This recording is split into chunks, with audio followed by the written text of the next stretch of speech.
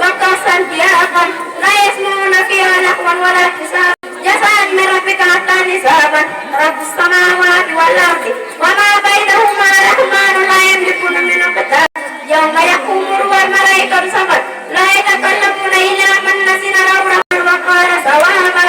ذلك اليوم الحق ومن صادق إلى رب المعابد إنا أنزلناكم عذابا قريبا يوم يكسر المرء ما كتب يداه ويقول الكافر يا ليتني كنت ترابا صدق الله العظيم